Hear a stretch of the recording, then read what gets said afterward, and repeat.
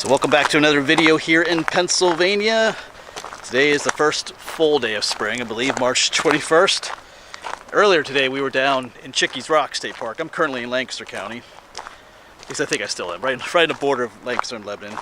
Here at Middle Creek Wildlife Management Area. Wasn't planning on being here today, but anyway. Like I said earlier today let me switch hands here. We were down near Chickies Rock, exploring new trails with some friends, doing like a little scavenger hunt thing. That was fun. The plan was to visit 2 covered bridges on the way home. Well, I got to one. I kind of messed up directions wise. Didn't get to the other one. So had some time. It's about 4 o'clock. So this was gonna be on my way home. This is the Middle Creek Trail. We've been here before, but let's just go. I still got some time to go hiking. It's an absolutely beautiful day. It's like 60 degrees out here, so it's beautiful for March. So let's go and look for some signs of spring. Yeah, signs of spring are just popping up everywhere. There you got these plants. This is garlic mustard. It's an invasive species, but it comes up everywhere. Right next to it is the garlic, wild garlic, or the onion grass, many people call it. We've talked about that recently too. A lot of those things come up first. You even see the buds opening up on these things. This is multiflora rose. It's another invasive species. But there you go. Sometimes that's what makes the invasive species somewhat harmful. Since they bud out or come up earlier in the spring, they get a head start on the native plants. Because once everybody's coming up, there's competition for sunlight and stuff like that. So these native species, it's almost like they're cheating. They're coming up before everybody else. That's what makes them. That's one thing that can make them harmful for the native species. So we're gonna veer to the right. This is the Middle Creek Trail. This is I believe they call this the Elder Run Trail. You can make a full loop, go up this way, take a section of the Horseshoe Trail and come down this way, but we don't have time to do that today. Speaking of the Horseshoe Trail, hopefully we'll get a section of that done tomorrow. I have off tomorrow from teaching, so we'll make the most of it. It's gonna be another beautiful day, so we'll get back out in the woods. There was a lot more green stuff down where we were hiking earlier today. Like in the Chickies Rock. That was the Clayton B. Shank Trail. But that's further south, so that's to be expected.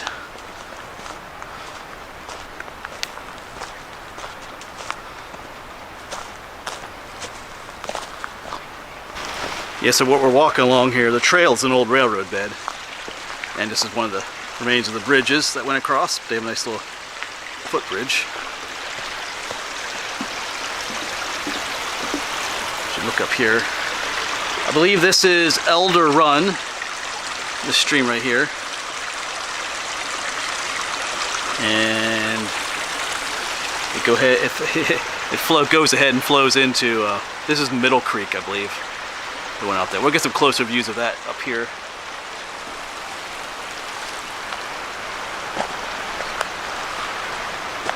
Just lots of tiny little green things coming up. I believe these are violets. They're gonna be those usually blue or violet colored flowers there in the spring. A lot of times they grow in your yard too. Just all kinds of other stuff. Little seedlings popping up. So things are growing.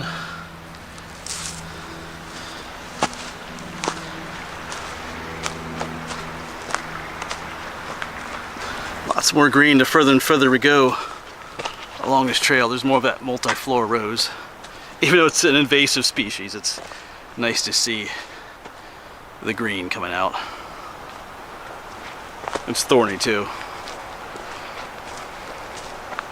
That's some of that stuff when I'm doing my series on the Union Canal. This is some of that stuff I have to hack my way through. Looks like they replaced or added a boardwalk up here.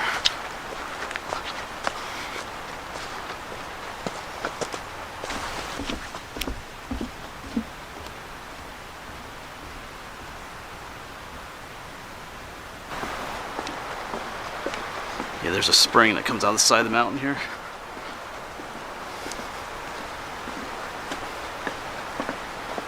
I know there's gonna be some skunk cabbage up this way. There always is. That's another sign of spring.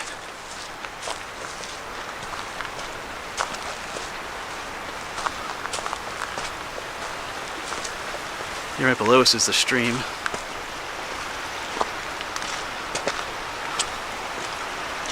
Middle Creek.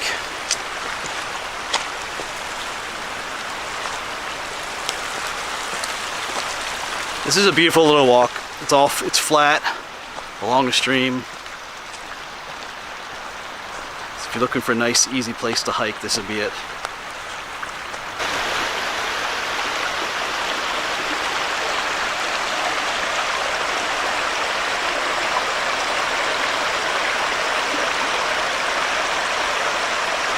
Just glanced down the way here. Got some thorns here too, but we have some little flowers down here. I believe this chickweed. I believe there's some really tiny flowers. Right there's one right there. So, all right. I think that's chickweed. All right. You can correct me if I'm wrong, but all right. So we have some wildflowers. We found some on the hike this morning too.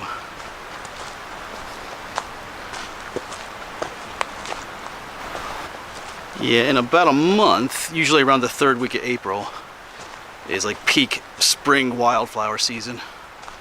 Everything will be green, flowers blooming everywhere.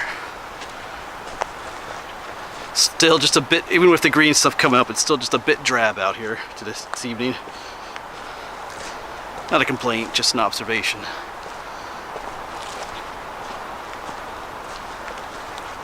And I did say there would be some skunk cabbage out here. Down there it is. See it popping up down there. We'll get a closer look at some further up the trail here. There's popping up. It's been up for a little while already. First leaves, but it's good to see a skunk cabbage. Alright. Like I said, I think there's some further up ahead we can get right next to. A little side trail takes us down to the creek here. You might hear a little bit of road traffic up there. I think that's Kleinfeltersville Road.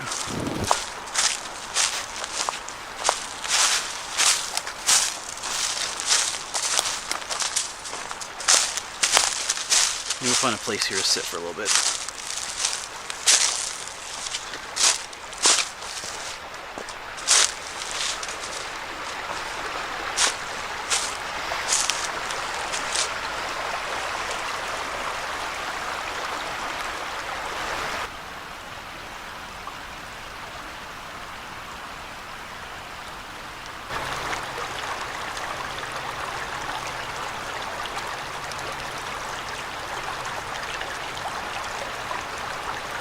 Alright, so I just spotted something down here, some purple leaves, which caught my eye.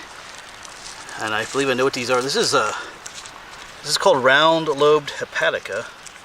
Oh, there's a flower. I was wondering if they would be a flower. There it is. Not fully, this branch is in the way here. Not fully opened there. Little blue flowers, but that's what this is. Looks like it got trampled a little bit. Hepatica refers to the liver. If you remember from your biology classes, your liver has 3 lobes. So they thought this plant was helpful for the liver back in the old days. But yeah, so there's one little flower. There's some over here. Oh, cool. Round-lobed hepatica. One little flower. And they are one of the first wildflowers to come up and bloom in the spring. They're kind of rare. It's almost kind of, I never knew they grew here, but that's kind of cool. We had some, I remember there was some on the farm that I grew up on, down the one hillside. There's hepatica, bloodroot, and some other spring wildflowers. So that's kind of why, I remember that's kind of why I like those. I remember way back in, I kind of like to draw sometimes. Of course, recent years I haven't done much drawing, but when I was younger, I would get these notebooks and just draw birds and flowers. I remember one of the first flowers I ever drew was the hepatica back there. I have no idea where that notebook is. It's probably gone, but anyway. Yeah, up here is some skunk cabbage that we can get up close and personal to. We can make it across this water. It's all kind of wet here, which the skunk cabbage likes, but my shoes don't necessarily. Oh yeah, here's a bunch in here. bunch up in there. Of course, once again, here's the flowers that the skunk cabbage has. A lot of people don't realize skunk cabbage has flowers. They're kind of inside this little purple hood. I know I've talked about in the past with the skunk cabbage, but I always like to mention it. The bees, it's a safe place for the bees to overwinter, I mean not overwinter, but to overnight in these skunk cabbage flowers.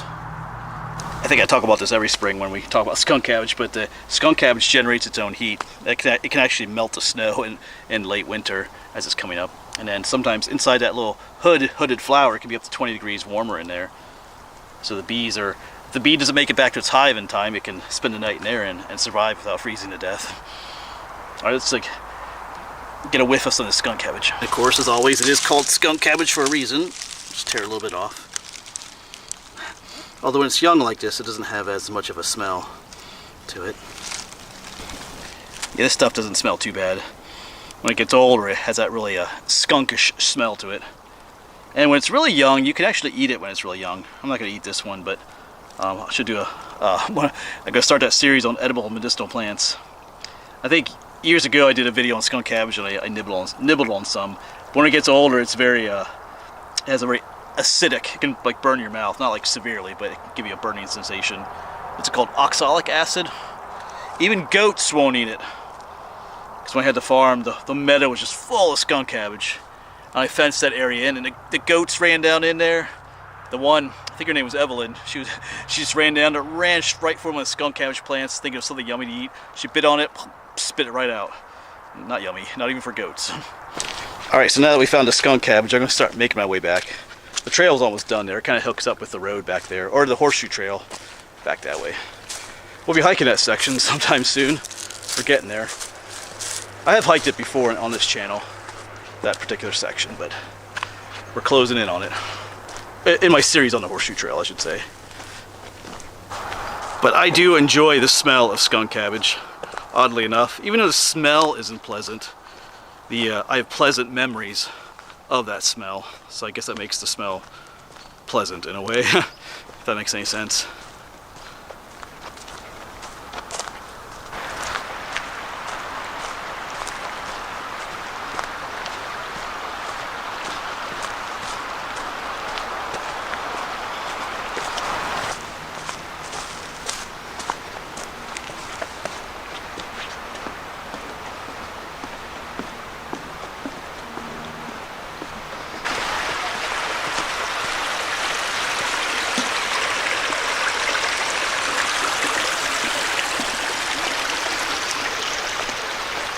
So that'll be it then, folks. Gotta get home, get late. Gotta figure out what I'm gonna eat for supper tonight. We'll figure it out when I get home though. Alright, as always folks, thanks for coming along. It's a little adventure, this quick little spring hike. And hopefully we'll see you on the next one, wherever that may be.